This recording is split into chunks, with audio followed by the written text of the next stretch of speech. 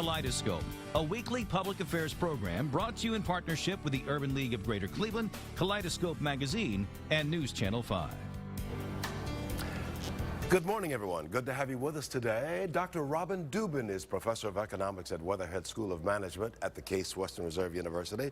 She's here to talk about urban blight and the work that she's doing that could help revitalize cities. Also, we'll hear about the Barbershop Literacy Project from its founder, Claudette Cole. And later in the program, after that, Cheryl Konetsky of the Alzheimer's Association, Cleveland area chapter, will explain how to recognize the signs of Alzheimer's. Good morning again. I'm Leon Bibb. This is Kaleidoscope, and glad to have you with us today, as we always are glad to have you with us. And so we begin with Dr. Robin Dubin, Chair and Professor of Economics at the Weatherhead School of Management, Case Western Reserve University. Dr. Dubin, everything is well at Case Western? It is. It's great. Good to have you on the broadcast today. Thanks for having me. You are doing research on the impact of inner city blight. Tell us a little bit about what you found. Well, the problem in Cleveland is that the population used to be much bigger than it currently is. It was, at its peak, was about 1 million. Now there's less than 400,000.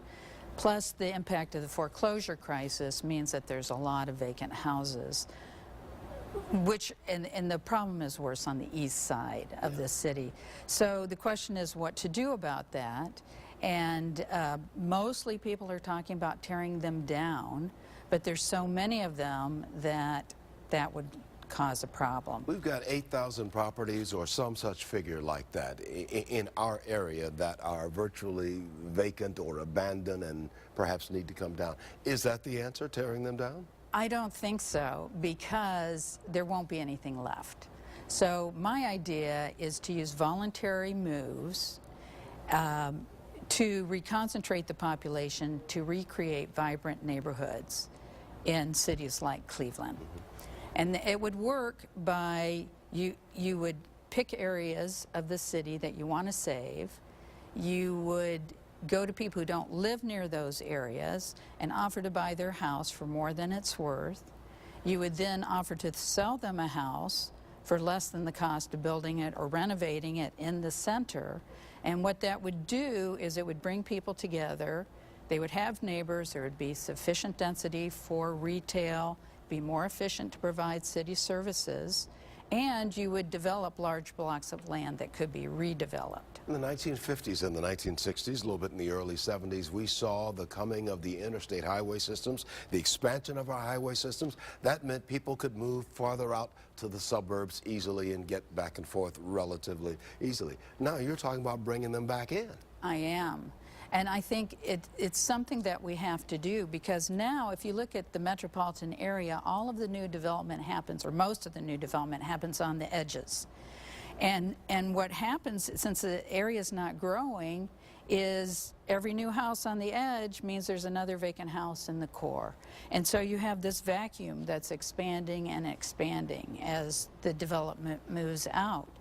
Well, that's very wasteful, because to accommodate these new populations, you have to build new roads, new schools, new water, sewer, utility, police stations, everything, when it all exists in the core. We're just throwing all that infrastructure away. You also seem to be leaning toward the thought of regionalization, combining so many cities and suburbs. Cleveland and 57, or whatever the number is, suburbs. Could we all live under one umbrella, or more of us live under the umbrella of Cleveland, or of New York, or of Chicago, or of St. Louis, with fewer suburbs? I think it would be better for everybody. So it would be a hard political sell, but everybody would be better off. Because right now, the city is starved for revenue, but the center is the core. The center holds the whole area together. I mean, how many vibrant cities do you know with a vacuum in the center of it? So if we lose the city, we lose the suburbs. We lose everything. Yeah. So what is your suggestion? And who do you suggest this to now? This is a political thing we're talking here. I mean, we got to go through city halls all around the area. Who do you suggest this to? This particular project about the moves, well, I have talked to councilmen. I have talked to directors of community development corporations. I've talked to the director of Cleveland Planning. I haven't gotten a lot of traction. But, you know, I think it is the way forward for the city. I mean, the cost, as I say, is more development on the periphery, a larger vacuum at the center. Eventually, we have to say, look, enough is enough. We have to redevelop the center of the city. This is the kind of thing that you and others are doing at the Weatherhead School of Management at Case Western Reserve University. And you work very closely, I know, with the city, the university with the city, on many different things. This is the kind of thing that we need to sit down and talk about more, bring in the political people, bring in the economic people like you, bring in the business people, bring in the real estate people. That would be great. That would be absolutely What's great. it going to take for all of that to happen, Dr. Dubin, rather? Well, I think just the people who are currently running the city have to get in a little bit different mindset. I mean, when I've had these conversations, some people say, well, we have to save every inch. What you're doing is saying we'll save parts and give up other parts, but we have to save every inch. But there's not enough people to save every inch. It's like a patient. You may have to amputate the arm to save the patient, and that's what I'm proposing. Well, we'll hear more from it. We will follow what you're doing. Dr. Robin Dubin, a professor and chair of economics at the Weatherhead School of Management, Case Western Reserve University, thank you so much for being on the broadcast with us. We do appreciate that. Thank you. Going to take a break. I'll be right back. We'll hear what local barbers are doing to help the children. It is a reading program that is absolutely wonderful. Back in a moment. Welcome back to more of Kaleidoscope today. The Barbershop Literacy Project is geared toward helping young children with literacy skills. Its founder, Claudette Cole, will explain what local barbers are doing to help young children develop good reading habits. Good to have you with us, Claudette Cole. Thank you. Yeah, you and I have gotten together about this subject before. Yes, we have. And your barber, Joey, is a part of the project. Yeah, I know. My personal barber, Joey Collins, yes. We got him into the Barbershop Literacy Project, and we're glad to have that. Explain to the audience and to me again what the Barbershop Literacy Project is. The Barbershop Literacy Project is an effort to improve the literacy skills of African American boys. And so, in order to do that, you have to go to the place where they go. And the barbershop is the local training ground for our boys. Why does the barbershop play such a vital role? Philosophically, you have looked at the barbershop as a central point, certainly in the black community. Why? The barbershop has always been the hub of the black community, the barbershop and the hair salon. Well, I don't go to the hair salon, so I know all about the barbershop. And I realized that that's where our boys learn to be men. And I see the influence that the barbers have over the boys. No boy misbehaves in the barbershop. No boy does.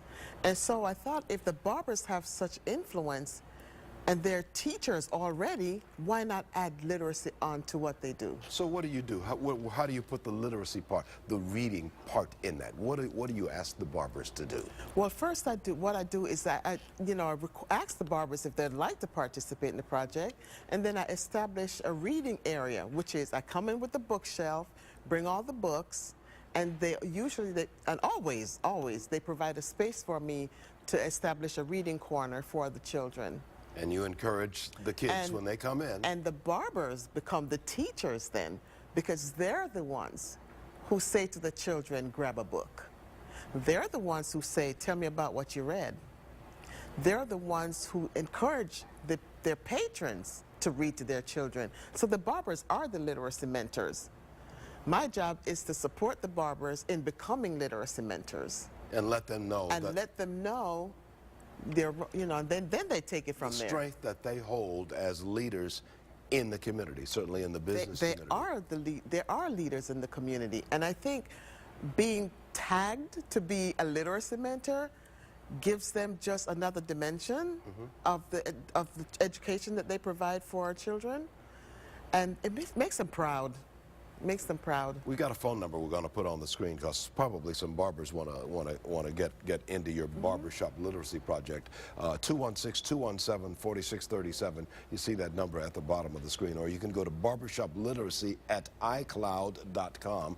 You want to write that down, and you can get more information on everything we've been talking about. Yes. How many people, how many barbershops, and where are your barbershops that are involved? Okay, currently we have 25 barbershops. They're in Cleveland, East and West, Maple Heights, Bedford, and Twinsburg. Yeah. And what kind of training do the barbers have to have? The barbers, what I do in the training for the barbers, it's an informal training, because you know the barbershop is not a formal place. Yeah. So everything is informal. But usually I go in at least once every 2 months, and I ask the barbers to turn the TV off, and they do listen to me, and we talk about the importance of reading to children. The Barbershop Literacy Project participates in the Read Aloud program, which is every child, every day for 15 minutes. And so that kind of information is shared with the barbers, and then they share that with their patrons. So now we have 1,000 people saying every child, every day for 15 minutes. Where do you get your books, and what kind of books do you need, and can the people participate by donating books? We welcome book donations. If anyone would like to donate a book, I have a reading list, I have a book list that I can send them via email, which is important because all the books have to be vetted before they're placed in the barbershop. They got to be checked out. They have to be checked out. They have to be previewed before they go into the barbershop. So though we welcome donations, we want to make sure that those donations are in line with the Barbershop Literacy Project goals and objectives, and are good for our children. You and I did a story on this out at a barbershop, I think, in Bedford Heights area. And I know my barbershop in Shaker Heights at Joey Collins' barbershop. There are areas set aside for the kids to come in, and when the kids come in, the barbers say, okay, while you're waiting to get in the chair, grab a book over there and go sit in the children's area and read it. And then they're questioned about that book. When they do get in the chair, well, what'd you learn in that book? That's the concept, correct? Yes. And I have to say, Joey provided a room, a room for the children. So the barbershop, what is it about barbershops that, from where you see, there is a strength? The strength is the presence of men, positive role models for our children, not superheroes, not basketball players. The barbers are the role models for the boys when they enter that barbershop. There's a standard in the barbershop. These are men who know politics, they talk religion, they talk relationships. You know, everything is discussed, and our boys listen. They listen. So these can be positive role models for them. They are positive role models. And these are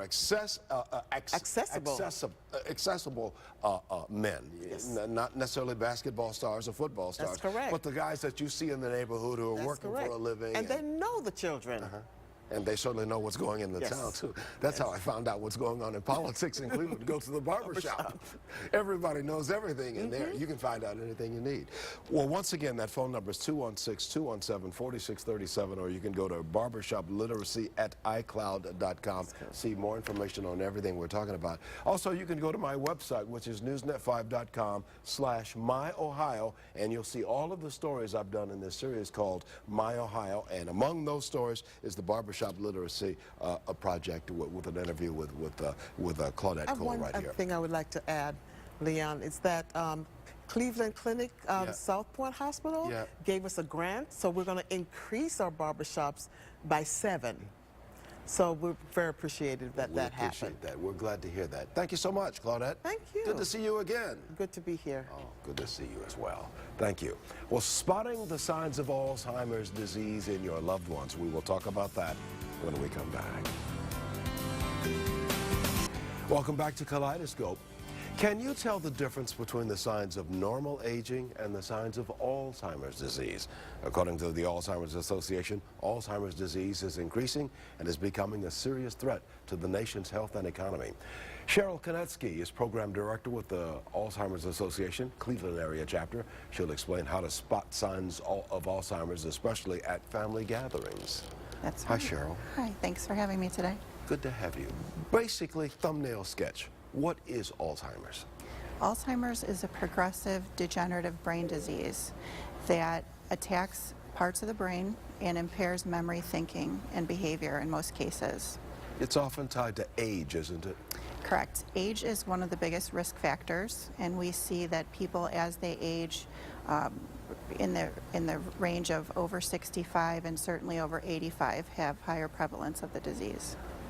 I mentioned just as you introducing you that family gatherings is a good place to see whether somebody may be approaching that door to Alzheimer's or Right. maybe already walked through that door. Explain that.